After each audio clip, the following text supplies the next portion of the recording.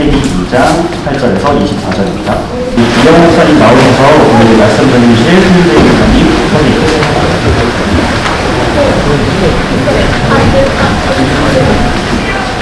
우리 말씀 전해주실 강사 목사님은 손재익 목사님이시고 오늘 우리 시민들에게 비혼, 만혼, 저출산 시대의 청년과 하나님 나라 라는 주제의 제목을 가지고 하나님 말씀 전해줄 때에 큰 은혜 받으시길 바랍니다. 손재익 목사님 박수로 아까 그 찬송 여러분들 열심히 부르실 때 주의 말씀은 영원해 하시던데 맞습니까? 네. 찬양은 막 주의 말씀은 영원해 하고 나중에 들을 때는 그 시대의 말씀이지 뭐 지금은 우리가 그렇게 할 수 없습니다. 이거 아닙니까? 네, 특별히 오늘 설교와 관련해서 그럴 수가 있어서 말씀을 드립니다. 0.78 어떤 숫자인지 다들 아시죠? 네, 지난 2022년 우리나라 합계 출산율입니다. 현재의 인구가 그대로 유지되기 위해서는 2.1 이상이어야 됩니다. 왜냐? 남자와 여자가 만나서 둘을 낳아야 똑같이 되죠? 왜 2.1이냐? 네, 살다 보면 일찍 죽는 사람들도 있고 여러 가지 일들이 있기 때문에 2.1입니다. 그런데 거의 절반도 되지 않습니다. 앞으로 사람이 줄어든다는 이야기죠. 조금 줄어드는 것이 아니라 급격히 줄어든다는 이야기입니다. 예를 들어 지금 여러분들 청년부 한 50명 정도 되는 것 같은데 좀 있으면 25명으로 혹은 20명으로 줄어들 수도 있다는 것입니다. 여러분 섬기는 안양의 신교회가 제가 몇 명인지 모르겠지만 예를 들어 2,000명이라고 할 때 이제는 1,000명, 500명도 될 수 있다는 것입니다. 그나마 0.78은 전국 평균입니다. 서울은 0.59입니다. 여러분들 교회가 있는 안양과 가장 가까운 구라고 할 수 있는 관악의 경우에 0.42입니다. 요즘 사회 이슈를 하나 꼽으라면 단연 출산율입니다. 출산은 결혼이 전제가 되어야 되죠. 아주 예외적으로 결혼을 하지 않고 출산하는 경우가 있지만 그것은 그리스도인이 생각할 수 있는 대상이 아니므로 굳이 말씀드리지 않겠습니다. 출산율이 낮다는 건 결혼율도 낮다는 것인데요. 2021년 대한민국 통계청이 발표한 내용에 의하면 2020년 기준 30대 남자의 미혼율이 50%입니다. 한창 가정을 꾸리고 살아가야 할 시점의 남성들을 절반이 미혼입니다. 30대 여자는 34%입니다. 20대는 미혼율이 93%입니다. 남성은 95%입니다. 여성은 90%입니다. 유명한 유튜버 중에 한 사람이 사고 쳐서 결혼한 사람 빼고는 사실상 없다 이런 식으로까지 표현을 하는 것을 제가 본 적이 있습니다. 굳이 이런 통계를 듣지 않아도 우리는 우리 주변을 통해서 쉽게 알 수 있습니다. 30년 전 혹은 20년 전 30대였던 현재의 60대 남녀, 즉 여러분의 부모 세대의 경우에 현재의 미혼율은 2%입니다. 즉 여러분의 부모님 세대는 거의 다 결혼을 했는데 여러분 세대는 거의 다 결혼하지 않고 있다는 것입니다. 제 나이쯤 되는 사람들에게 있어서 30대라고 하는 이미지는 당연히 결혼하여 가정을 이루고 아이가 몇 있는 모습인데 지금은 전혀 그렇지 않습니다. 불과 30년 만에 세상이 변했습니다.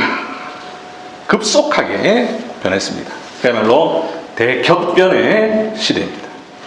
예식장이 문을 닫고 지난 5년간 전국 어린이집이 9,000개가 문을 닫았으며 학력 인구의 감소로 대학이 존폐 위기에 놓여 있습니다. 지금 우리는 대한민국이 소멸해가는 현장을 살아가고 있습니다. 그런데 더 큰 문제가 있습니다. 이러한 세상의 조류를 교회 안의 청년들이 그대로 따르고 있다는 것입니다. 세상의 현상이기만 한 것이 아니라 그것이 동시에 교회의 현상이기도 하다는 것입니다. 결혼과 출산을 가볍게 생각하는 풍토가 교회 안에조차 물밀듯이 들어오고 있습니다. 아니, 교회가 세상과 전혀 다르지 않습니다. 교회 안에서도 결혼과 출산은 큰 위기를 맞고 있습니다. 교회 안에 청년들이 줄고 그 있는 청년들마저 세상 청년들을 따라 결혼을 하지 않고 있습니다. 안 하는 정도가 아니라 안 하는 이유도 세상과 크게 다르지 않습니다. 여러 가지 이유로 못할 수는 있죠. 그런데 안 해야겠다라는 그 관념도 세상과 크게 다르지 않습니다. 교회는 세상과 다르다. 이런 말을 우리는 이제 할 수 없는 시대를 살고 있습니다. 오늘 설교의 주제 혹은 제목이 비혼, 만혼, 저출산 시대의 청년과 하나님 나라입니다. 비혼, 어려운 한자 아니죠? 안일비, 결혼할 혼. 문자적으로 결혼하지 않다라는 뜻이죠. 잠시 안 하는 것이 아니라, 지금 현재만 안 하는 것이 아니라 아예 하고자 하는 마음도 없다라는 뜻입니다. 여러분들도 다 아는 이 단어인데 사실 이 단어는 국립국어원에서 발행하는 표준국어 대사전에 실려 있지 않습니다. 여러분들 워드 프로세서 사용하시다 보면 한자 키를 누르면 단어를 한자로 바꿔주죠. 비혼의 한자 키를 누르면 혼자만 바꿔줍니다. 즉 없다라는 것이죠. 이미 결혼했다라는 뜻의 기혼, 아직은 하지 않았다라는 뜻의 미혼은 있는데 비혼은 사전에는 없습니다. 그러나 엄연히 우리에게 존재하는 현상입니다. 이른바 자발적 독신주의입니다. 만혼, 늦을만 결혼할 혼입니다. 나이가 들어서 늦게 결혼한다입니다. 앞서 말씀드린 것처럼 과거 30만 되어도 다들 결혼했고 30이 넘으면 사실 만혼이었는데 이제는 30대 중반이 되어도 늦었다는 생각을 하지 않는 시대입니다. 비혼, 만혼, 저출산의 문제를 하나님 나라와 관련지어서 제목을 지었습니다. 저는 지금 세속국가 대한민국의 이야기를 하려고 하는 게 아니기 때문입니다. 세속국가의 소멸을 말하려고 하는 것이 아니기 때문입니다. 하나님 나라, 교회의 미래에 대해 말하기 위해서입니다. 비혼, 만혼, 저출산이 하나님 나라와 관련이 있다라는 것을 성경을 통해서 생각해 보려고 합니다. 설교 제목을 언제 여러분들이 처음 접하셨는지 모르겠지만 처음 접하고 이렇게 생각하셨는지 모르겠습니다. 에이, 결혼하라는 설교를, 무슨 아이 낳으라는 설교를, 이런 이야기 듣고 싶지 않아요. 누가 설교하는지 모르겠지만 그 강사 꼰대 아닌가? 이런 생각을 하셨는지 모르겠습니다. 여러분들께서 수준이 높아서 그런 생각은 안 하셨을 거라는 생각은 해봅니다. 혹은 명색이 수련회인데 주제가 좀 더 거창한 주제여야 아닌가? 뭔가 아쉽다. 좀 더 영적이고 좀 더 비전에 대해 말하는 것이 아니다라고 생각할지 모르겠습니다. 청년 시절에는 아마 대부분 그리스도인으로서 이 세상을 어떻게 살아갈 것인가 이런 주제에 관심이 많을 텐데 좀 더 거대 담론을 말하지 않는 것 같다라고 생각하실지 모르겠습니다. 하지만 여러분, 오늘날 저와 여러분이 살아가는 이 시대에 그것도 청년들에게 있어서 이보다 더 중요한 주제는 없습니다. 모든 이슈를 잠식하는 주제입니다. 이 문제는 앞으로 우리 교회의 전반을 소용돌이로 이끌 것입니다. 신앙의 문제로 바라봐야 합니다. 하나님 나라와 관련해서 생각해야 합니다.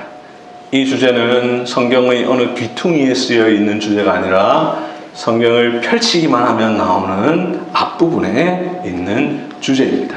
우리는 매년 성경 통독을 할 때 창세기 정도는 하지 않습니까? 그런데 정작 이 창세기가 무엇을 말하는지를 우리는 잘 생각하지 않습니다. 무엇보다 이 문제의 가장 직접적인 대상은 바로 청년입니다. 그래서 제목이 비혼, 만혼, 저출산 시대의 청년과 하나님 나라입니다.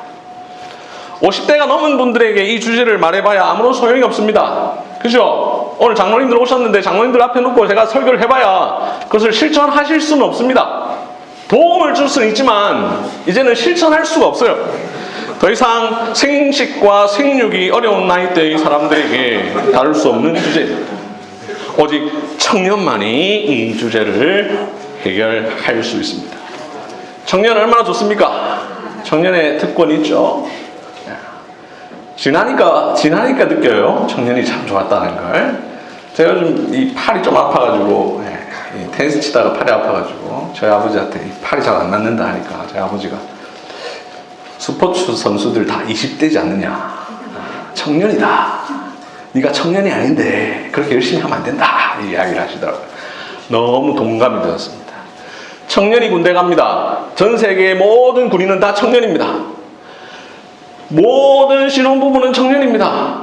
청년이 출산을 합니다. 이 주제도 역시 청년들이 풀어야 할 문제입니다. 오늘 설교를 들을 때 혹여나 오해하시는 분은 없으시기를 바랍니다. 이 가운데는 제가 말씀드리는 주제와 관련해서 동의는 하지만 동의를 넘어 매우 그러고 싶지만 여러 가지 형편들이 있을 수 있어요. 제가 그 형편들을 다 오늘 처음 만났기 때문에 다 알 수는 없습니다. 그리고 이 짧은 시간에 그 각각의 다양한 케이스까지 다 일일이 이야기할 수는 없습니다. 그러므로 그런 오해는 하지 마시기 바랍니다. 저는 예외적인 상황을 오늘 이야기 드리려고 하는 것이 아니라 성경의 전체적인 원리를 설명하려고 하는 것입니다. 그러므로 저를 오해하지 마시고 또 서로를 오해하지 마시기 바랍니다. 그러면서 우리 다 함께 성경이 말씀하는 이 주제를 생각해 봅시다. 앞서 말씀드린 것처럼 성경을 딱 펼치면 나오는 이야기가 있습니다. 태초에 하나님께서 사람을 창조하셨습니다. 이때 남자와 여자를 창조하셨죠. 이 사실 너무 많이 들었기 때문에 너무 당연하고 자연스럽지만 좀 생각해 보면 다른 가능성도 하나님에게는 충분히 있으셨을 것입니다. 하나님은 사람을 안 만드셨어도 됩니다. 그죠? 하나님 안 만들어도 돼요. 그런데 굳이 만드셨습니다. 만드시더라도 남자만 하나 딱 만드셨어도 됩니다. 아니면 여자만 하나 만드셨어도 됩니다. 하나가 아니라 둘을 만드셔야만 했다면 남자와 남자를 만드시거나 여자와 여자를 만드시거나 했어도 될지 모릅니다. 그러나 하나님은 남자 한 명, 그리고 여자 한 명을 창조하셨습니다. 한 명 혹은 두 명이 아니라 더 만드셨어도 됩니다. 물론 두 명만 만드신 것은 성경의 어떤 다른 주제와 관련해서 있긴 합니다만 하나님은 남자 하나, 여자 둘을 만드셨을 수도 있고 남자 둘, 여자 하나를 만드셨을 수도 있을 것입니다. 그뿐 아닙니다. 남자 한 명과 여자 한 명을 창조하신 뒤에 그냥 두 사람을 각각 두셨어도 됩니다. 둘이 알아서 하든지 말든지 둘을 남사친, 여사친 관계로 두시든지 아니면 둘이 썸만 타는 관계로 두셨어도 됩니다. 그러나 하나님은 그렇게 하지 않으셨죠. 둘을 직접 짝지어 주십니다. 둘을 직접 결혼시키십니다. 결혼을 통해 두 사람을 한 몸 되게 하십니다. 경우의 수로 생각해보면 굉장히 많은 경우의 수이죠. 그럼에도 불구하고 하나님은 남자 한 명과 여자 한 명을 창조하신 뒤에 그 둘을 짝지으셔서 결혼시키셨고 한 몸이 되게 하셨습니다. 심지어 두 남녀는 태어나자마자 처음 만나자마자 결혼했습니다. 둘은 응애 태어나서 좀 학교도 다녀보고 좀 살다가 이렇게 결혼한 게 아닙니다. 태어나니까 이미 어른이었습니다. 둘은 데이트나 연애도 한 적 없습니다. 하와 나랑 한번 사귀어볼래?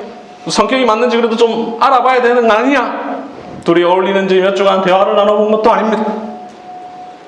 하나님의 짝지어 주심에 따라 남자는 태어난 지 몇 시간? 여자는 태어나자마자 결혼을 했습니다. 그들은 둘 다 태어난 당일이 결혼 기념일입니다. 0살에 결혼했습니다. 그죠? 네, 0살에 결혼했습니다. 네. 아니, 당일날 태어났네. 그날 결혼했어요.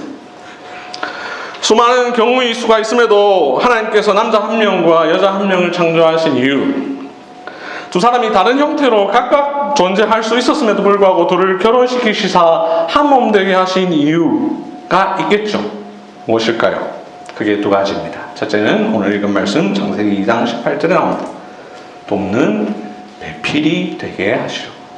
두 번째는 1장 28절에 나옵니다. 생육하고 번성하여 땅에 충만하라, 땅을 정복하라. 이 명령을 수행하게 하시기 위함입니다. 이 두 가지는 긴밀히 연결되어 있습니다. 첫째, 돕는 배필입니다. 하나님은 두 사람 중 한 명인 여자를 창조하시기 전에 말씀하십니다. 창세기 2장 18절, 사람이 혼자 사는 것이 좋지 아니하니 내가 그를 위하여 돕는 배필을 지으리라. 여기 좋지 아니하니, 혼자 사는 것이 좋지 아니, 이 표현과 돕는 배필이라는 표현을 통해 남자 하나로는 하나님께서 주신 사명, 앞으로 주실 사명을 이루기에 부족하다라는 면이 있다는 것을 암시하십니다. 하나님 이 말 안 하고 그냥 하셔도 됩니다. 그러나 굳이 이 말씀을 하십니다. 특히 좋지 아니하니에서 좋다라고 번역된 말은 히브리어로 토브. 이 말은 하나님께서 창조하신 뒤에 좋았더라 할 때의 그 말입니다. 계속 좋았더라 좋았더라 했는데 남자 만들고 나서는 좋지 아니하니 라고 말씀하십니다. 이 좋다라는 단어는 우리가 생각하는 호불호, 좋고 좀 안 좋고 이게 아닙니다. 취향의 문제가 아닙니다. 선하다라는 히브리어입니다. 이런 점에서 하나님은 남자를 창조하고 나서 보니까 뭔가 부족하다고 느끼신 것이 아니라 애초에 하나님은 두 사람을 창조하실 계획을 갖고 계셨습니다. 다만 왜 하나 더 만드실지 그 이유를 미리 드러내시려고 2장 18절에서 말씀하십니다. 사람이 혼자 사는 것이 좋지 아니하니 내가 그를 위하여 돕는 배필을 지으리라. 남자의 사람 하나로는 하나님께서 사람에게 주셔서 이루실 사명과 목적을 이루기에 부족함이 있다는 사실을 굳이 아담만 아니라 저와 여러분에게, 우리 모두에게 알려주시려고 이 말씀을 하십니다. 그리고 나서 하나님은 21절, 22절에서 남자 한 명도 안 만드시고 대신 여자를 창조하십니다. 자, 그렇다면 어떤 일을 하기에 부족하고 어떤 일을 도와줘야 된다라는 것일까? 여러 가지가 있겠지만 사람이 해야 할 사명입니다. 그래서 바로 창세기 1장 28절입니다. 생육하고 번성하여 땅에 충만하라, 땅을 정복하라 라는 명령입니다. 여러분, 성경책은 시간 순서대로 기록된 경우도 있지만 설명의 편의상 그렇지 않은 경우도 많이 있습니다. 그죠? 대표적으로 우리가 역대상, 역대하가 구약 성경 중간에 있지만 사실은 제일 뒤에 있는 건데요. 성경책의 순서상으로 볼 때에 1장 28절이 앞에 있지만 내용을 읽어보시면 1장 28절은 사실 2장 25절 뒤에 있었던 이야기입니다. 이 사실은 1장 27절을 보면 알 수 있죠. 남자와 여자를 지으시고 나서 28절에서 말씀하시죠. 근데 2장은 남자를 지으시고 여자를 지으셨죠. 그러니까 2장은 1장을 좀 더 다시 자세하게 설명하는 내용이죠. 그래서 1장 28절은 2장 25절 뒤에 딱 갖다 붙여도 적합합니다. 하나님께서 남자를 지으신 뒤에 그를 위한 돕는 배필을 지으시고 1장 28절의 명령을 주십니다. 이제 이 명령을 둘이 함께 도와서 수행해야 합니다. 생육, 번성, 충만 한자로 되어 있어서 자꾸 어떤 의미가 있지 않을까 막 사람들이 머리를 굴립니다. 그냥 그대로 생각하면 되는데 생육, 번성, 충만 이 명령은 혼자서 할 수 없습니다. 생육, 한자로 낳을 생, 기를 육입니다. 그죠? 자녀를 낳아서 기른다라는 말입니다. 우리 믿음의 선배들이 한자로 어렵게 번역해서 그렇지 우리가 요즘 안 써서 그렇지 생육, 낳아서 기르다. 히브리어로 열매를 맺다, 낳다라는 뜻입니다. 어떤 생물이든 열매를 맺는 것, 즉 생식하는 것, 자녀를 낳는 것은 혼자서는 할 수가 없죠. 번성, 많을 번자에 담을 성자입니다. 생육을 많이 함으로 사람이 많아지는 것입니다. 2명, 3명, 4명 낳음으로 번성해지는 것입니다. 또한 번성이란 한 세대가 다음 세대로 이어지고 끊임없이 그렇게 세대로 이어져서 풍성해지는 것을 의미합니다. 결국 생육, 번성, 이것의 1차적 의미는 이외에 또는 다른 의미도 있을 수 있겠지만 1차적 의미는 남자와 여자가 결혼하여 아이를 낳고 낳으라라는 하나님의 명령이죠.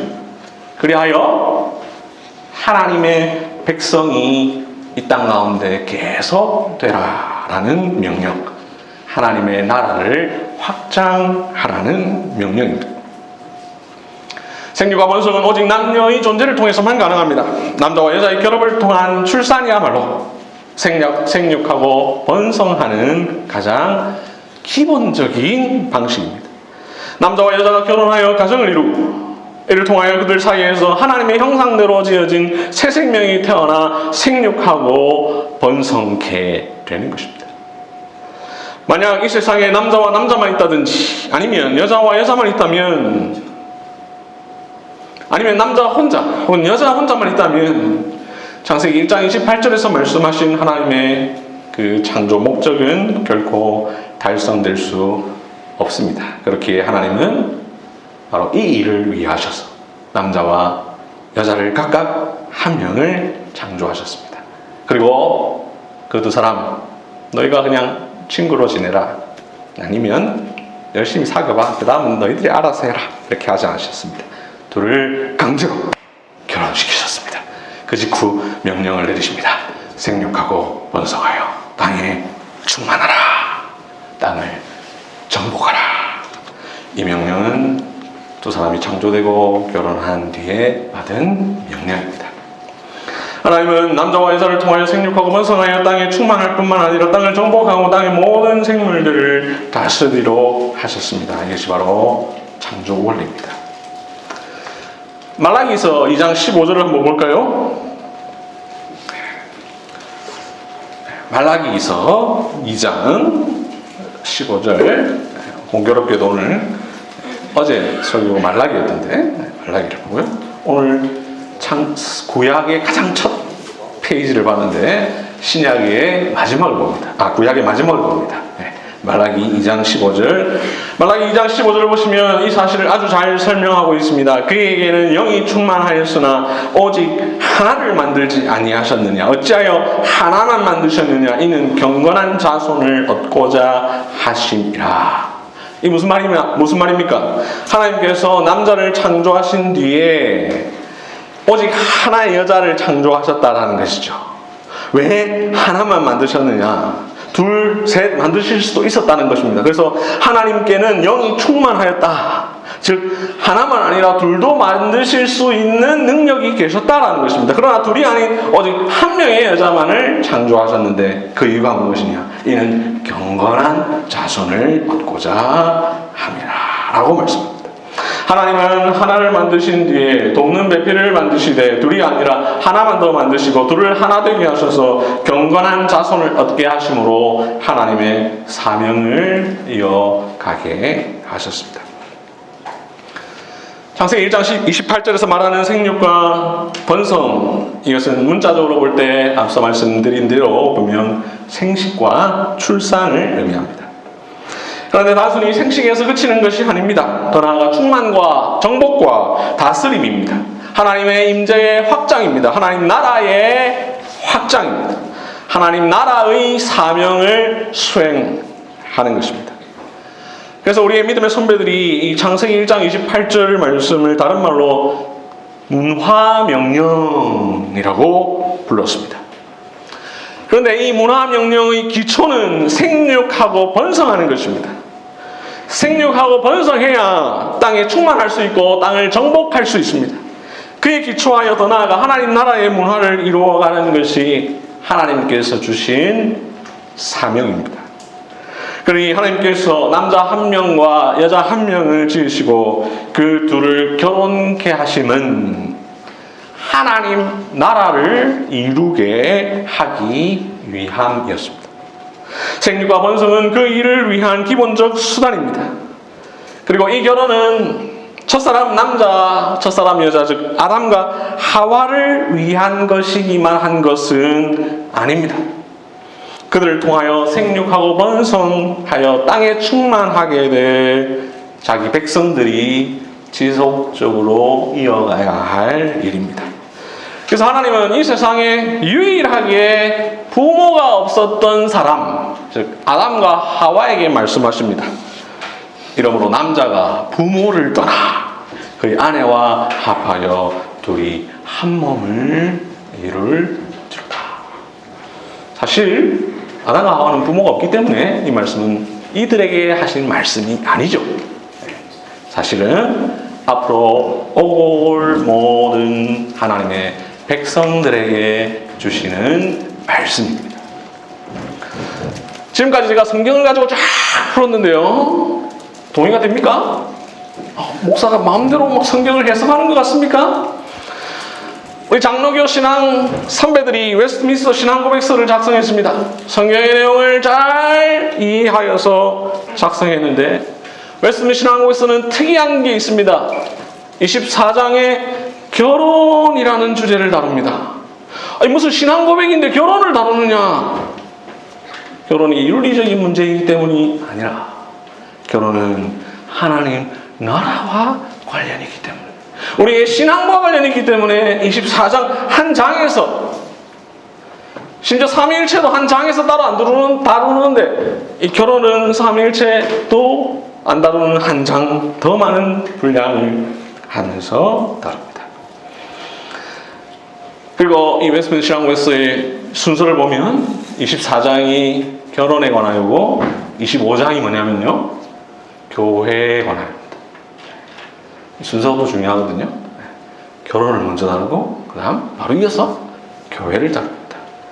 결혼은 교회와 하나님 나라를 세워가는 수단과 기초가 됩니다. 결혼하여 세워진 가정이 교회를 이룹니다. 이 웨스트민스터 신앙고백서는 24장 2절에서 하나님께서 이 결혼을 제정하신 목적을 설명하는데 세 가지로 이야기합니다. 마지막은 오늘 다룰 주제가 아니고요, 두 개는 지금까지 말씀드린 내용을 잘 정리해 놓고 있습니다. 앞에 나옵니까? 네. 첫째, 결혼은 남편과 아내가 서로 돕기 위해서, 그죠? 아까 돕는 배필. 두 번째, 합법적인 방식을 통한 인류의 번성과 거룩한 자손을 통한 교회의 확장을 위해서. 특히 하나님께서 결혼을 제정하신 목적 두 번째, 인류의 번성과 거룩한 자손을 통한 교회의 확장. 이 편을 자세히 보시면 성경이 말하는 생육이 단순한 생육과 출산이 아니라는 사실, 거룩한 자손을 통한 교회의 확장, 하나님 나라와 관련된다라는 사실을 알 수 있습니다. 앞서 말씀드린 것처럼 우리는 성경을 통독하면서 늘 창세기부터 시작합니다. 그래서 창세기 1장, 2장은 수도 없이 읽었습니다. 이제 너무 많이 읽어서 성경을 통독할 때는 이제 창세기 1장, 2장은 안 봅니다. 스스로 잘 알고 있다고 착각하면서 살아갑니다. 하지만 물어보면 잘 모릅니다. 자세히 들여다보면 알지도 못하고 알아도 깨닫지 못합니다. 창세기 첫 두 장에 이런 주제가 있다는 사실을 깨닫지 못합니다.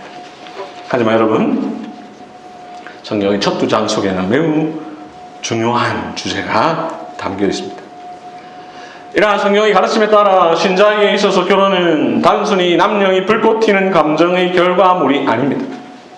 결혼은 시대에 따라 변화하는 가치가 아닙니다.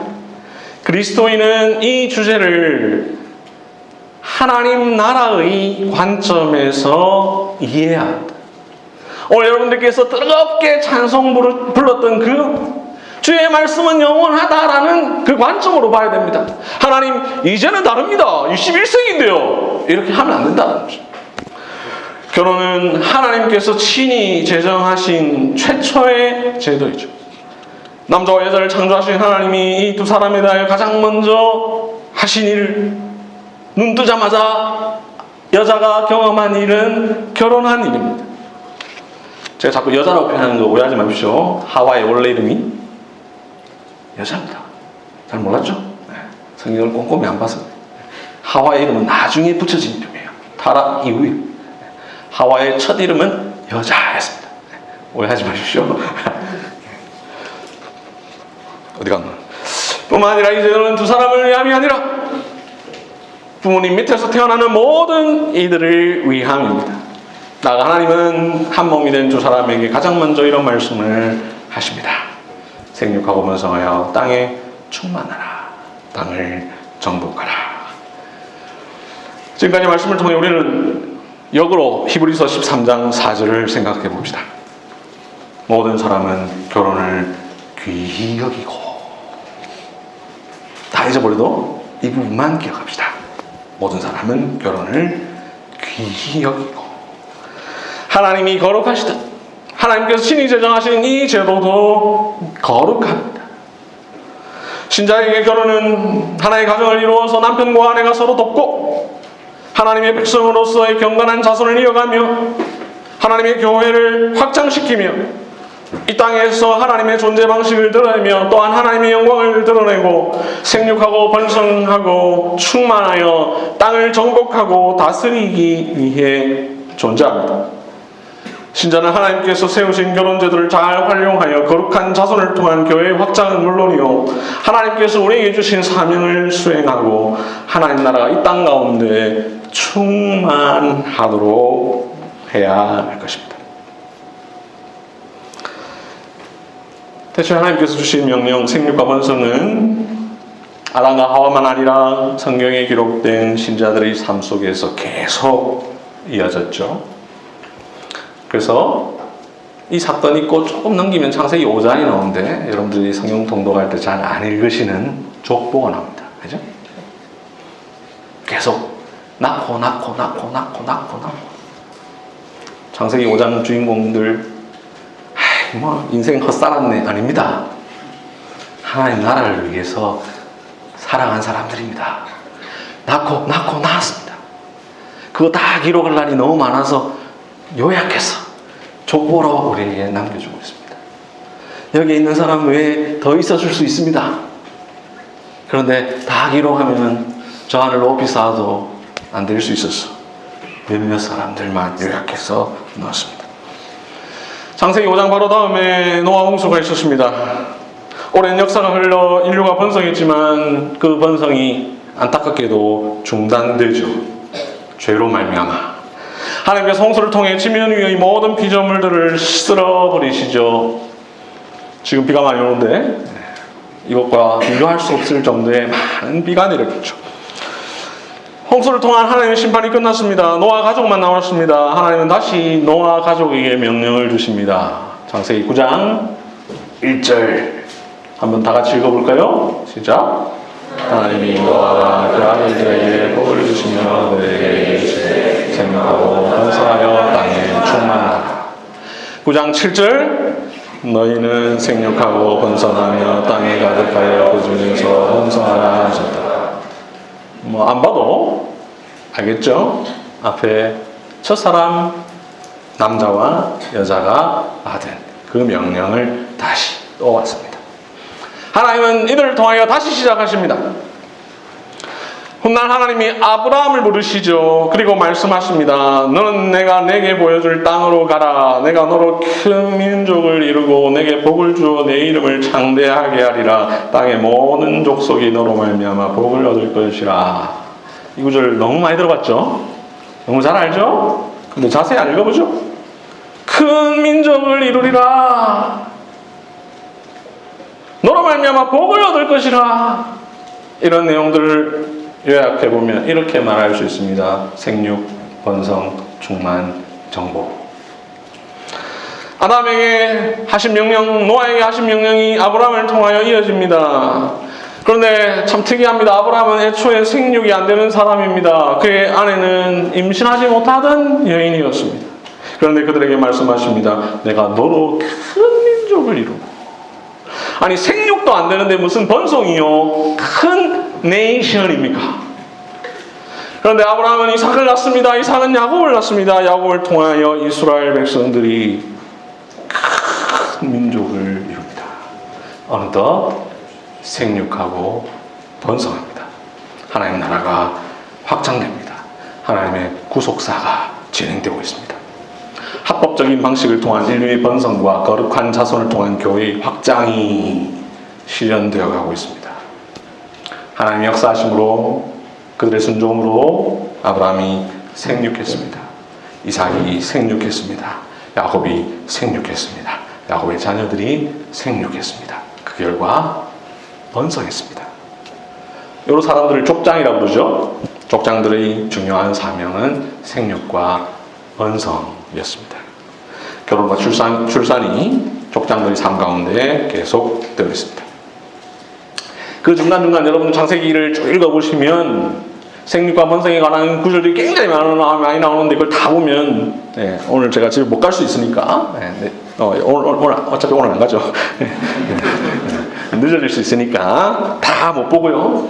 그걸 다 얘기하다가 생략하고 이제 결론 짓는 한 구절만 찾아서 보겠습니다. 출애굽기 1장 7절입니다. 이건 성경을 가급적이면 보십시오. 이제 출애굽기를 볼 거기 때문에 출애굽기 1장 7절. 출애굽기 1장 7절. 이스라엘 자손은 생육하고 불어나 번성하고 매우 강하여 온 땅에 가득하게 되었더라. 어느덧 아담과 노아와 아브라함에게 주신 약속이 성취되고 있습니다.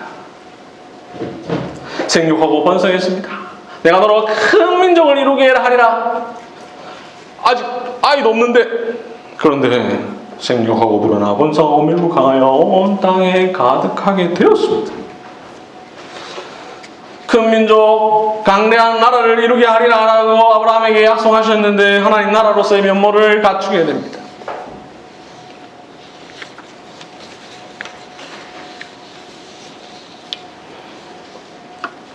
대신에 하나님께서 사람에게 주신 명령 생육과 번성, 이것은 성경에 기록된 신자들의 삶 속에서 계속 이어집니다. 이스라엘은 계속 생육하고 번성합니다. 이런 상황에서도 저런 상황에서도 이런 상황에서도 상관없이 생육하고 번성합니다. 이스라엘은 하나님께서 주신 명령에 순종합니다. 이때 앞서 말씀드린 것처럼 이런 상황 저런 상황 이런 상황 다 있습니다. 좋은 상황만 있는 것이 아닙니다. 심지어 도무지 생육과 번성이 불가능한 상황도 있었습니다. 그럼에도 불구하고 그들은 하나님의 명령을 지키기 위하여 노력합니다. 출애굽기 1장을 보면 방금 본 7절에만 이런 구절이 나오는 것이 아니라 그 밑에 12절에도 나오죠. 20절에도 나옵니다. 둘 다 번성이라는 단어가 나옵니다. 그런데 그 상황을 보면 상황이 조금씩 점진적으로 바뀐다는 것을 볼 수 있습니다. 1절에 보니까 야곱과 그의 자녀들 그리고 그들의 자녀들이 가나안에서 이집트로 왔습니다. 그렇게 해서 온 숫자가 5절에 보면 70명밖에 안 됐습니다. 6절은 시간이 흘렀다라고 표현합니다. 7절은 그 시간이 흐른 뒤의 상황을 보여줍니다. 온 땅에 가득하게 되었더라. 70명밖에 안 왔는데 온 땅에 가득하게 되었습니다. 6절의 시간이 흐르는 동안 대단한 큰 구속사적인 일들이 벌어진 것도 아니었습니다. 그저 평범한 일들이 있었습니다. 그냥 일상이 계속되었습니다. 하나님의 백성들이 결혼하여 아이를 낳고 아이를 키우는 일이 있었습니다. 그러면 그 아이들이 자라서 다시 결혼하여 아이를 낳고 이런 일이 반복되었습니다. 이스라엘은 평범한 가운데 하나님의 명령을 수행했습니다. 이렇게 평범할 때도 했지만 12절에 보면 학대를 받을 때도 했습니다. 12절 그러나 학대를 받을수록 더욱 번성하여 퍼져나가니. 그 위에 11절을 보면 이집트가 이스라엘을 향하여서 이른바 학대 정책을 시행하죠. 그들에게 무거운 짐을 지워서 괴롭게 합니다. 이스라엘 백성들 즉 하나님 나라가 번성해지는 것을 막기 위해서 노역을 시키죠. 이집트는 성경에서 애굽이라고 번역된 이 이집트는 영적인 의미에서 하나님 나라를 저항하는 대항하는 세력을 의미하죠. 그들은 괴롭고 힘든 노동을 이들에게 시키면 그들이 하나님의 명령을 수행하지 않을 것이라 생각했습니다. 그러나 어떻습니까? 그러나 학대를 받을수록 더욱 번성하여 퍼져가니 이스라엘은 학대 가운데도 생육하고 번성했습니다. 그들에게 학대는 하나님의 명령을 수행하는 데 있어서 중요한 문제가 아니었습니다. 우리가 학대를 받고 있는데 지금 생육할 시간이 어디 있습니까? 이렇게 하지 않습니다. 우리가 학대를 받고 있으니 우리의 자녀들도 학대를 받겠지. 그러니까 생육하지 말자라고 하지 않습니다. 오히려 학대를 받을수록 하나님께서 주신 명령을 더욱 수행합니다. 학대 정책으로 해결되지 않자 이집트의 치리자 즉 사단 마귀의 괴수는 좀 더 강한 정책을 시행합니다. 15절 16절을 보시면 이집트 왕이 히브리 산파들에게 명령합니다. 너희는 히브리 여인을 위하여 해산을 도울 때 그 자리를 살펴서 아들이거든 그를 죽이고 딸이거든 살려두라. 이것은 말살 정책이죠. 앞에는 학대 이렇게 말하는 이건 아예 소위 말하는 말살, 아예 씨를 말리는 정책이죠. 이번 정책은 번성 자체를 아예 불가능하게 만드는 방식입니다. 그렇다면 과연 이집트 치리자의 이 정책은 이스라엘의 생육과 번성을 막을 수가 있었을까? 그렇지 않죠. 전혀 예상치 못한 히브리 산파의 방해가 있습니다. 17절 산파들이 하나님을 두려워하여 이집트 왕의 명령을 어기고 남자 아기들을 살린지라. 살해의 위협에도 하나님의 백성들은 생육하고 생육했습니다. 그 결과 번성하니 20절 하나님이 그 산파들에게 은혜를 베푸시니 그 백성은 번성하고 매우 강해지니라. 이스라엘은 평범할 때도 학대 가운데도 말살 정책 가운데도 생육하고 번성합니다. 출애굽 1장은 신자의 생육과 번성을 가로막는 세상의 악함을 보여줍니다. 하나님 나라의 확장을 방해하는 영적 세력의 모습을 보여줍니다. 그러면서도 동시에 끊임없이 생육과 번성을 이어가는 신자들의 삶을 보여줍니다. 이 두 모습을 통하여 생육과 번성이 단순한 일이 아니라 믿음의 일이다라는 것을 우리에게 보여줍니다. 생육과 번성은 현실과 세속의 가치와 문화를 당당히 거슬러야만 감당할 수 있는 신자의 사명이라는 것을 가르쳐줍니다. 사단은 신자의 생육과 번성을 원치 않습니다. 사단은 교회의 번성을 결코 원치 않습니다. 그렇기에 사탄은 어떤 방법으로든 신자가 생육하지 못하고 번성하지 못하게 만듭니다. 다양한 방식을 사용합니다.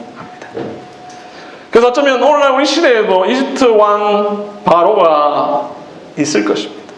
오늘날에도 사단의 방해가 있을 것입니다. 여러분들이 그 결과물들인데요. 둘도 많다. 하나만 나 잘 기르자. 많이나 고생 말고 적게나 잘 키우자라는 70년대, 80년대의 산하 정책은 사단의 방해였는데 우리 선배들이 이제 회개하셔야 되는데 오늘 가신 장로님들이 회개하셔야 되는데 한국 교회가 산하 정책에 순종해 버렸습니다. 하나님 말씀보다 국가의 정책에 순종했습니다. 그 결과로 우리 주변에 만연해 있는 한두 명의 자녀들을 보고 역시 한두 명을 낳는 것을 당연하게 여기는 신자들의 상황도 어쩌면 사단의 방해일 것입니다. 이것이 과거라면 이제 현재의 일도 있습니다. 도무지 생육하기 어려운 경제적 현실도 사단의 방해일 것입니다. 끊임없이 오르는 수도권의 집값도 사단의 방해일 것입니다. 물질적 풍요와 그 풍요를 누리는 것을 당연히 하는 세상의 풍조도 사단의 방해일 것입니다. 그들이 못났게 하는 정도를 넘어 우리마저도 그 영향을 받게 만들죠. 우리 개인의 삶과 개인의 여가와 나의 안락함을 추구하도록 만드는 이 시대의 가치관과 세계관도 사단의 방해입니다. 0.78이라는 출산율의 숫자도 사단의 방해일 것입니다. 0.78 다 안 낳는데 나는 뭐 하려고 낳노? 이렇게 우리의 마음에 심어줘. 출산하지 않는 문화, 출산하기 어려운 현실, 출산의 가치를 가볍게 여기는 이 시대의 상황과 담론들. 자기가 10달 동안 품어 낳은 아이를 산속에 묻어버리는 그러한 우리의 현실들, 이 모든 것들은 우리로 하여금 사단이 보게 만드는 사단의 학대일지도 모르겠습니다. 그런데 그 사단의 방해가 교회 안에 그대로 들어오고 있습니다. 세상 풍조가 교회 안의 청년들을 그냥 그대로 무너뜨립니다. 성경을 통하여서 이것은 세상적 가치고 이것은 성경적 가치고 분명히 분별해야 되는데 우리는 성경을 잘 안 읽으니까, 성경을 제대로 해명하지 않으니까 그런 영향을 자꾸 받습니다. 이러한 시대 속에서도 우리는 이 명령이 성경 앞부분에 있다는 사실을 잘 생각해야 합니다. 생육하고 번성하는 이 하나님의 고귀한 명령이라는 사실을 기억해야 합니다. 그리스도인 청년들은 먼저 결혼에 대한 세계관과 가치관을 세상의 가치관에 따라가지 말고 성경이 무엇을 말하는지를 잘 생각하고 하나님께서 주신 젊음의 때에 결혼해야 하며 그리스도인 부부는 하나님께서 힘주실 때에 순풍순풍 나 이 땅 가운데 하나님의 명령을 수행해야 할 것입니다. 제가 몇 주 전이죠. 6월 초에 요르단과 이스라엘 지역을 다른 목사님들과 함께 방문하게 되었습니다. 성경의 땅 탐방이라고 했어요. 요르단 지역을 쭉 보면서 광야가 어떤 건가 이거를 그냥 우리 성책만 이렇게 쭉 보다가 또 그냥 상상만 좀 하다가 이게 광야구나 이런 걸 조금 느꼈는데요. 그러면서 물이 얼마나 귀한가. 우리는 지금 물이 너무 많아서 비가 너무 많이 와서 문제인데 참 비가 오지 않는 곳. 그래서 일주일에 한 번 집에 물이 나온다고 그러더라고요. 지금 현재도. 그래서 뜨거운 떼약볕 아래에서 얼마나 잠시라도 있는 것이 힘든가 이걸 몸소 경험을 했는데요. 다녀와서 어떤 목사님과 식사를 하는데 그 목사님이 마침 그 목사님도 아이가 어리니까 그게 좀 와닿았는지 이스라엘 백성들이 광야 생활 가운데 얼마나 힘들었을까. 그래서 아이를 안고 막 가는 부모들은 얼마나 힘들었을까 이런 이야기를 하는 걸 들었습니다. 그러면서 이 주제와 관련해서도 생각했습니다. 그냥 아이를 들고 가는 것도 문제지만 안고 막 가는 것도 문제지만 그 가운데도 40년 동안도 계속 나았을 거 아닙니까? 그죠? 안 나았으면 이 40년 동안 없으면 이스라엘 없어졌겠죠? 그런데 광야 생활 가운데서도 이스라엘 백성들은 하나님 나라를 소망하며 일을 감당했습니다. 신자에게 있어서 아이를 낳고 기르고 손주를 낳고 기르는 이런 생육과 번성이 믿음의 일이다 이렇게 말하면 세상 사람들은 당연히 잘 이해하지 못할 겁니다. 심지어 신자들조차 믿음은 뭔가 좀 대단한 일을 해야 되는 거 아닌가 이렇게 생각할지 모르겠습니다. 하지만 이것은 분명 믿음의 일입니다. 결혼과 출산은 오늘 웨스트민스터 신앙고백서에서 있다라는 것을 말씀드리면서 이해한 것처럼 신앙의 영역입니다. 왜냐하면 하나님께서 말씀을 통해 우리에게 명령하셨기에 믿음의 일입니다. 하나님의 백성들이 이를 수행했기 때문에 신앙입니다. 성경에서 그 일들을 조목조목 기록하고 있기 때문에 믿음의 영역입니다. 무엇보다도 믿음이 아니고서는 도무지 감당하기 힘든 일이기 때문에 믿음의 일입니다. 결혼하고 생육하고 번성하는 것 쉽지 않죠. 어려운 일 맞습니다. 그러나 그 어려움과 방해가 있기에 믿음의 일이죠. 그 어려움을 이겨내고 감당해야 할 일이기 때문에 믿음의 일이죠. 또 하나님께서 그 가운데 우리에게 주시는 기쁨이 많으니까 믿음의 일이죠. 그건 내일 또 이야기를 조금 하려고 합니다. 사단에 있음에도 불구하고 신자는 생육하고 번성해야 합니다. 신자는 믿음으로 이 일을 해야 합니다. 우리 시대의 형편과 현실이 어려운 것은 사실이나 그것은 상대적이요 핑계나 변명거리가 될 수 없습니다. 수고하여 믿음으로 이 명령을 순종해야 합니다. 순풍순풍 낳지 못하고 고통 가운데 나아야 합니다. 고통 중에라도 순종해야 합니다. 이스라엘이 그러한 것처럼 일상 가운데서도 해야 하며 학대 가운데서도 해야 하며 심지어 살해의 위협에서도 해야 합니다. 신자에게 생육과 번성은 단순한 자연현상이 아니라 믿음의 일입니다. 현실과 세상의 가치와 문화를 당당히 거슬러야만 감당할 수 있는 사명입니다. 이 가운데 이런 마음이 드는 분들이 분명히 있을 수 있는데요. 목사님, 요즘 우리 청년들의 형편을 모르십니까? 왜 모르겠습니까? 저는 이러한 현실 속에서 꼰대처럼 우리는 너희보다 더 어려웠어, 혹은 저기 아프리카 가봐라 더 많이 낳는다, 뭐 이렇게 말씀을 드리지 않겠습니다. 네, 안 드린다고 해놓고 다 드렸습니다. 또한 구조적인 문제, 사회의 부조리, 이런 것에 대해서는 오늘 다 말할 수 없으니 말씀을 드리지 못합니다. 다만 말씀드리고 싶은 것은 불신자라면 모르겠지만 신자라면 우리의 형편과 현실, 물론 어렵더라도 하나님의 명령을 지키지 못하는 데 있어서 핑계거리가 되지는 말아야 할 것입니다. 앞서 제가 세상 나라, 세속국가 대한민국의 결혼율, 출산율을 말하고자 함이 아니라고 했습니다. 불신자의 결혼율, 출산율 우리가 상관할 바 아닙니다. 세상 나라의 출산율과 결혼율은 우리의 주제가 아닙니다. 여러분 마틴 루터 아시죠? 다 아셔야 되시면 상식이니까. 루터에 대해서 여러분들이 아는 것들이 뭐가 있는지, 혹시 루터 뭐 아십니까? 요약자 또 95개조 방망문 또 말씀입니까? 백인? 독일 사람이니까 백인이겠죠.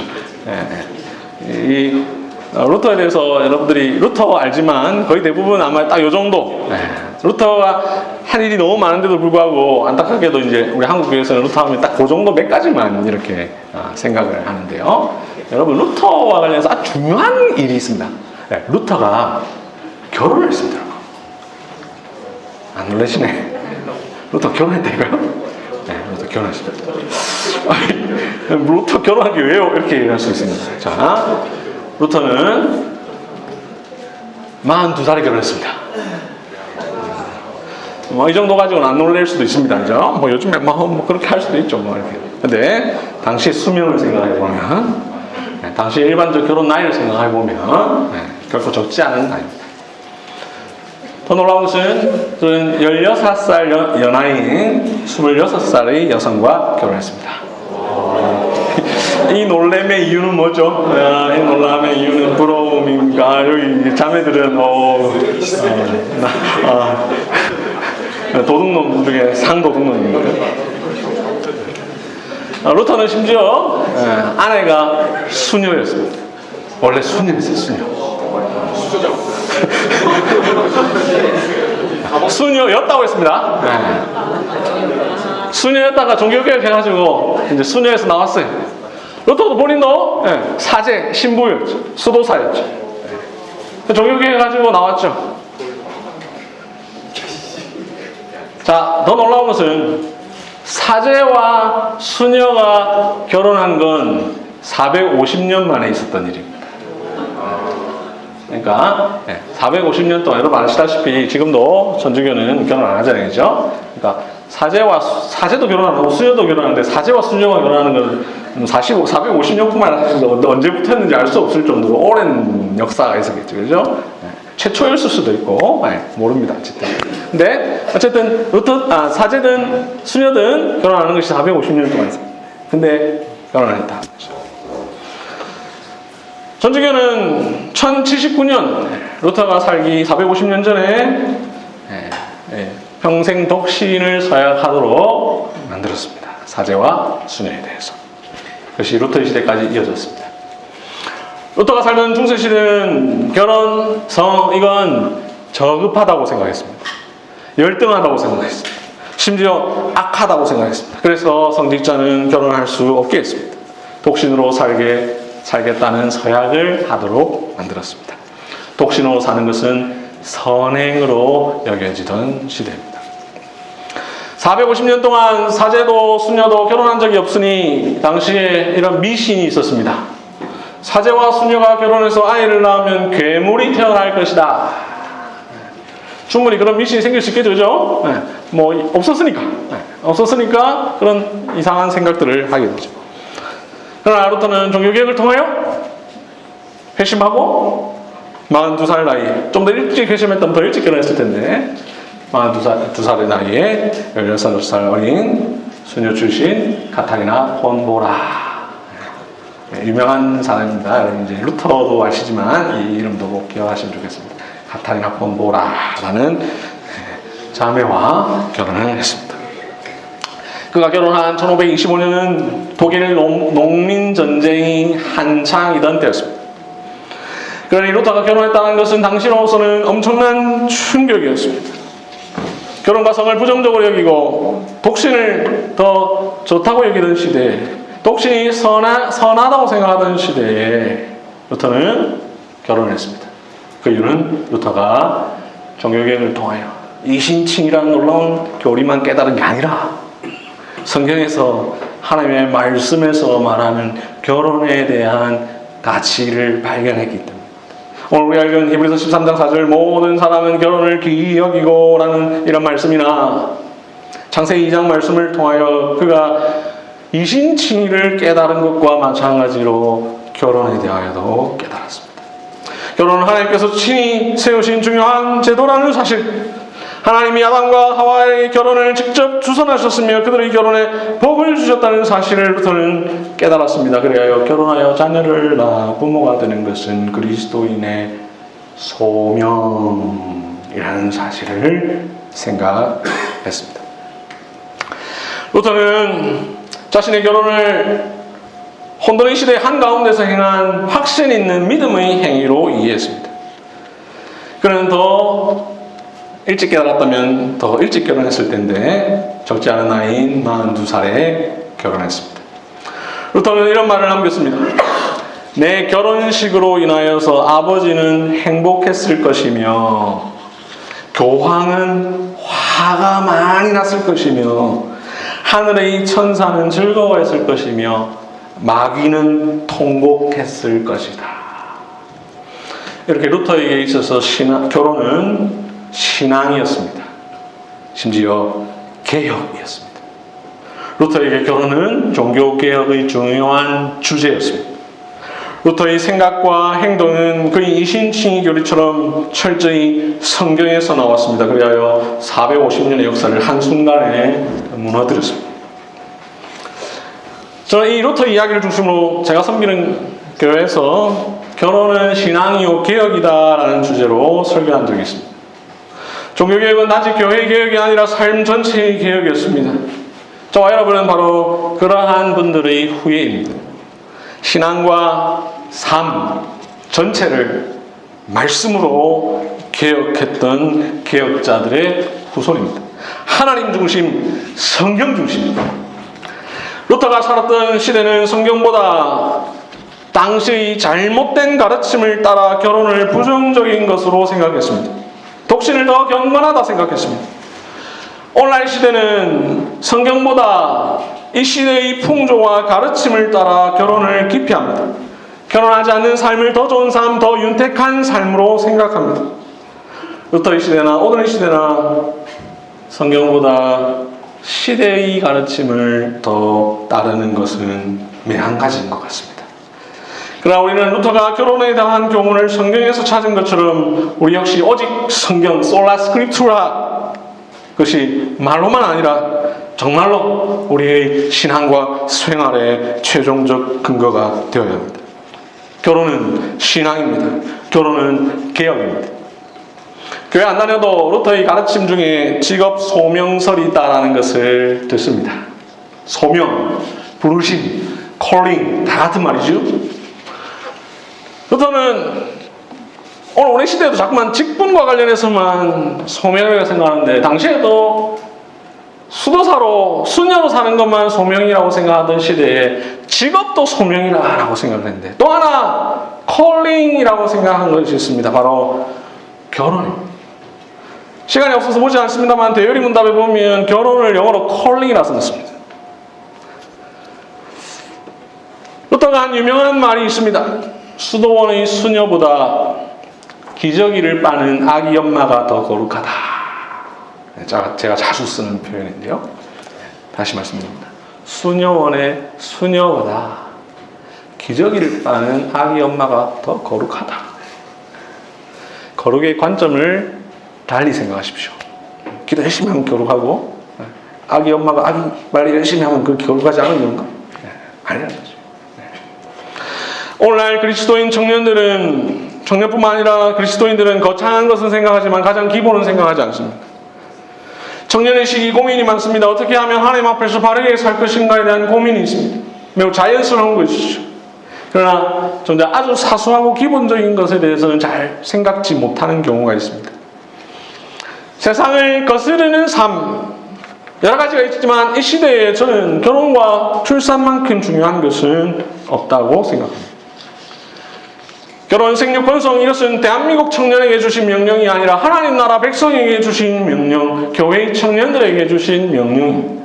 그러니 한국에 있는 교인들, 청년들, 미국에 있는 교회 청년들, 일본에 있는 교회 청년들, 영국에 있는 교회 청년들이 지켜야 할 사명입니다. 안 지겹죠? 설교문이 21페이지인데 16페이지입니다. 이제 우리 교회에서 이렇게 얘기하진 않습니다. 수련회니까 그래도 좀 그래도 뭐 있어야 되지 않겠나 해서 제가. 왜 사람들이 결혼하지 않을까? 여러 가지가 있지만 가장 대표적인 것은 혼자 사는 게 더 편하고 행복했어. 결혼하면 감당해야 할 여러 가지 책임과 의무가 있었어. 자녀를 키우는 게 힘들어서 뭐 그 외에 기타 등등이 있겠죠. 세상 사람들은 그런 이유로 기피할 수 있지만 교회와 성도는 그럴 수 없습니다. 오늘날 사회가 비혼과 만혼을 조장하지만 성도는 이런 가치관을 따라갈 수 없습니다. 주님께서 주신 젊음의 때에 결혼하여 정욕을 불법으로 해소하지 말고 언약의 자녀를 얻어 젊음의 힘이 있을 때에 자녀를 양육해야 합니다. 모든 사람은 결혼을 귀히 여기라. 신자는 결혼을 귀히 여겨야 합니다. 결혼을 중요하게 여겨야 하는 이유는, 결혼을 이유 없이 기피해서는 안 되는 이유는 하나님께서 제정하신 거룩한 제도이기 때문에, 결혼은 하나님께서 당신의 교회를 지속해 가시는 방식 중 하나이기 때문에. 여러분들이 형편과 처지와 어려움을 모르는 바 아닙니다. 형편과 처지라고 하면 목사만큼 어려운 사람도 없을 것입니다. 제가 아까 이용 목사님하고 그냥 대화하다가 제가 설교할까 말까 하다가 안 넣었다고 했는데 넣으면, 강성호 목사는 유학 중에도 애를 셋 낳았습니다. 무지가 아닙니까? 강성호 목사 때 일러주지 마시고요. 저랑 나이가 같으니까. 제가 강성호 목사를 20대부터 알았습니다. 그래도 제가 대학에서 사회학을 공부했습니다. 사회학을 공부했기 때문에 사회 현상에 대한 이해가 그나마 다른 사람에 비해 어느 정도 있는 사람입니다. 그럼에도 불구하고 그것을 말하지 않고, 심지어 오늘 보고 이제 앞으로 못 볼지도 모를 여러분들에게 꼰대라는 소리를 들을 각오를 하고 그 부분을 다루지 않은 것은 이 짧은 시간에 다 언급할 수 없기 때문이기도 하거니와, 우리는 시대와 처지를 핑계하는 자가 되어서는 안 되기 때문입니다. 첫사람 여자가 뱀을 핑계로 삼았고, 첫사람 아담이 자기 아내를 핑계 삼았으며, 가인이 자기 처지의 중함을 핑계하였듯 우리도 그렇게 핑계한다면 성경 말씀은 휴지 조각에 지나지 않을 것입니다. 왜 우리에게 그러느냐고 하소연하지 마십시오. 앞서 말씀드린 것처럼 결혼과 출산은 유초등부의 책임이 아닙니다. 노년의 할 일도 아닙니다. 갱년기에 접어든 중년은 하고 싶어도 할 수 없는 일입니다. 청년의 일, 오직 청년의 특권입니다. 결혼을 신앙이요 개혁이라고 생각했던 루터, 자신의 결혼을 믿음의 행위로 이해했고 결혼 생활을 즐거워했던 루터, 그렇다고 해서 루터가 자신의 결혼 생활을 항상 만족한 것은 아닙니다. 루터도 우리가 똑같은 사람이기 때문에 어려움도 있었고 불평이 있었습니다. 그래서 루터는 결혼을 이렇게 표현했습니다. 인격을 닦는 하나의 학교다. 결혼 생활은 나의 인격을 닦는 학교예요. 이렇게. 루터는 아내와 자주 싸웠습니다. 그래서 이런 말을 남겼습니다. 내가 만일 다시 결혼할 수 있다면 내 아내를 돌로 조각하여 순종하는 석상으로 만들겠습니다. 얼마나 자기 말을 안 들었으면 아내를 돌로 조각해서 내 말에 절대 순종하는 석상으로 만들고 싶었다. 수녀 출신이었으니 아내들이여 자기 남편에게 복종하기를 주께 하듯 하라라는 에베소서 말씀을 잘 알았을 터인데 말이죠. 루터는 이런 말도 남겼습니다. 오 사랑하는 나의 하나님, 결혼은 뭔가 자연스럽지 않습니다만 하나님의 선물입니다. 결혼은 가장 놀랍고 가장 순전한 삶이며 독신주의보다 훨씬 더 고상한 것으로 평가됩니다. 하지만 결혼 생활이 옆길로 새게 되면 결혼은 그 즉시 지옥으로 변해버립니다. 저는 행복한데 루터는 그냥 이해가 안 됩니다. 아내가 얼마나 참 사랑스럽고 그죠? 그러면서도 루터는 아내를 사랑했습니다. 그는 그리스도인은 자기 이웃을 자기 몸처럼 사랑해야 하는데 가장 가까운 이웃은 아내다라고 했습니다. 루터에게는 3남 3녀의 아이가 있었는데요. 42에 결혼했는데도 뭐 대단합니까? 여러분도 할아버지 다 그렇게 나왔잖아요. 그죠? 저희 어머니도 3남 3녀였으니까. 이게 인류 역사 속에서 지금처럼 2명 낳는 거는 이상한 현상이죠. 2명 1명 낳는 거는 인류 역사에서는 이렇게 다 나왔죠. 그죠? 루터가 3남 3녀 아이가 있었는데 그 중에 2딸은 일찍 좀 죽었습니다. 당신은 일찍 많이 죽었습니다. 둘째 딸이 13살쯤에 죽었을 때 루터는 여느 아버지처럼 슬퍼했습니다. 남은 아이들을 키우면서 힘들어하기도 했습니다.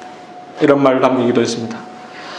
아빠는 널 그렇게 사랑하는데 너는 온 집안을 어지럽게 해놓기만 했구나. 우리 아이도 그런데 내 일생은 인내다. 교황, 이단자들, 내 아이들, 내 아내와 더불어 참지 않으면 안 되는 나다. 이렇게 루터는 결혼 생활의 어려움을 잘 알았습니다. 결혼 생활 가운데 인내해야 한다는 사실도 알았습니다. 결혼 생활 가운데 포기해야 할 것도 많다는 사실을 잘 알았습니다. 그러면서도 루터는 가장 멋진 인생은 하나님을 믿고 적극적으로 순종하는 아내와 더불어 하나님 한 마음이 되어 평화롭게 살아가는 것이다 라고 했습니다. 결혼은 물론 수많은 희생이 따릅니다. 포기해야 할 시간, 포기해야 할 재정, 포기해야 할 자유가 아주 많습니다. 그럼에도 신자에게 결혼은 신앙이요 개혁입니다. 남편과 아내와 자녀를 위해서 포기해보고 희생해보고 사랑해본 사람만이 많이는 아니고 그런 사람은 하나님 나라와 이웃을 위해서도 많은 것을 포기할 수 있는 사람입니다. 어떤 사람이 자녀를 낳고 이렇게 고백하는 것을 제가 들은 적이 있습니다. 나를 위해서가 아니라 다른 사람을 위해서 산다는 게 무엇인지를 내가 아이를 갖고 비로소 깨달았다. 결혼생활은 포기와 희생도 있지만 행복도 넘쳐납니다. 오늘날 주변에는 결혼에 대한 부정적 이야기가 많이 있지만 그것은 행복한 이야기는 원래 잘 안 하기 때문이죠. 오랫동안 결혼하지 못했던 루터는 그도 비록 어려움들도 있었지만 그들은 행복했고 행복했습니다. 우리가 이 말씀을 자주 듣습니다. 로마서 12장 2절, 너희는 이 세대를 본받지 말고 오직 마음을 새롭게 함으로 변화를 받아 하나님의 선하시고 기뻐하시고 온전하신 뜻이 무엇인지 분별하도록 하라. 일심교회 얼마 전에 홈페이지 들어가서 보니까 얼마 전에 담임 목사님이 주일 낮 예배 시간에 이 부분을 설교도 하셨던데요. 이 시대는 비혼, 만혼, 저출산의 시대입니다. 우리는 이러한 세대를 본받지 말고 하나님의 선하시고 기뻐하시고 온전하신 뜻이 무엇인지를 분별해야 합니다. 여러분들이 오늘 찬송한 것처럼 성경은 끊임없이 변화하는 시대에 시대의 변화에 순응하고 살라고 말하는 책이 아닙니다. 오히려 변화하는 시대에도 변하지 않는 진리를 따라 살아가라고 말씀하는 책입니다. 성경을 하나님의 말씀으로 믿고 진리의 가르침으로 여기는 신자는 이 시대의 세속적인 가치를 거슬러 세상을 정복해야 합니다. 하나님은 명령하셨습니다. 생육하고 번성하여 땅을 정복하라. 청년 누구나 부러워하는 시기입니다. 사람이 만약 영원히 산다면 모두가 청년의 나이로 살고 싶어 할 것입니다. 하지만 그 시기의 소중함은 그때는 잘 깨닫지 못합니다. 그래서 이런 말이 있습니다. 청년을 청년에게 주기에 아깝다. 여러분들은 이 말 들어도 이해 못할 거예요. 10년 뒤에 깨달을 거예요. 와, 청년을 청년한테 주다니. 여러분의 그 젊음을 저한테 준다면. 유기체는 모두 처음 생겨나 자라다가 정점을 지난 후에 쇠약해지고 죽는데 그 정점이 바로 청년입니다. 여러분들 내일 제가 이게 또 들을 텐데 이제 아마 나는 정점 찍었다 이 느낌이 막 몸에서 막 느껴지는 분들 있을 거예요. 예전 같지 않은데 이거? 내일 해야 되니까. 결혼, 생육, 번성, 이 명령 역시 청년에게 주어진 소명입니다. 청춘 남녀가 만나 결혼하고 자녀를 낳고 기르고 그 가운데 기쁨과 슬픔을 누리는 것도 신앙생활입니다. 결혼하지 않는 시대에, 출산하지 않는 시대에 결혼과 출산을 하며 살아가는 것도 신앙이요 개혁입니다. 이렇게 우리의 평범한 삶이 하나님 나라를 위한 도구가 됩니다. 말씀을 맺겠습니다. 사람이 태어나서 자라서 일정한 나이에 이르면 결혼하고 아이를 낳는 일, 이것은 인류 역사에서 매우 당연하고 자연스러운 일이었습니다. 그런데 이 자연스러운 일이 이상하게 되어버려 가고 있습니다. 자발적 독신주의자, 즉 비혼주의자가 늘고 있고, 자발적이라는 표현을 잘 생각하십시오. 출산을 기피하는 딩크족이 늘고 있습니다. 세상의 풍토가 교회 안에까지 들어와 기독 청년들도 결혼과 출산을 기피하는 문화가 확산되고 있습니다. 이러한 시대에도 신자는 결혼하여 생육하고 번성해야 합니다. 이것은 말씀의 가르침입니다. 그리스도인은 결혼을 귀히 여겨야 합니다. 생육과 번성의 명령을 기억해야 합니다.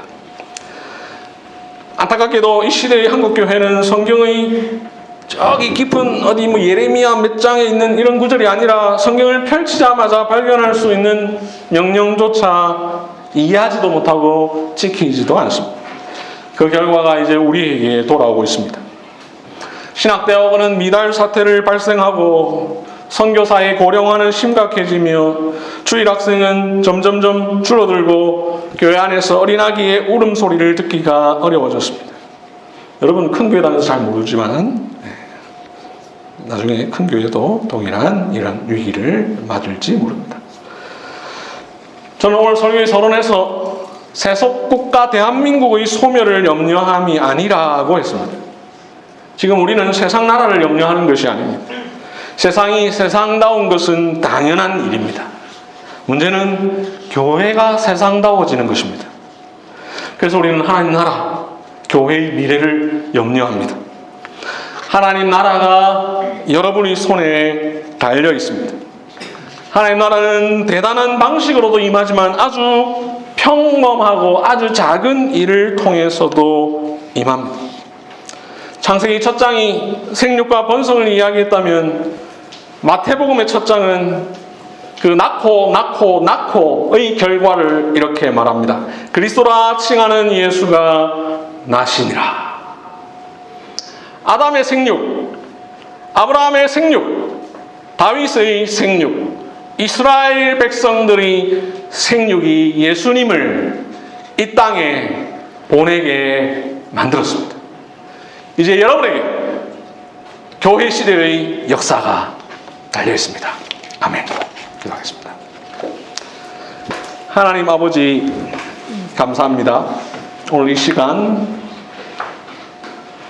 성경에서 말씀하고 있는 결혼과 출산의 세계관을 듣게 하시니 감사를 드립니다.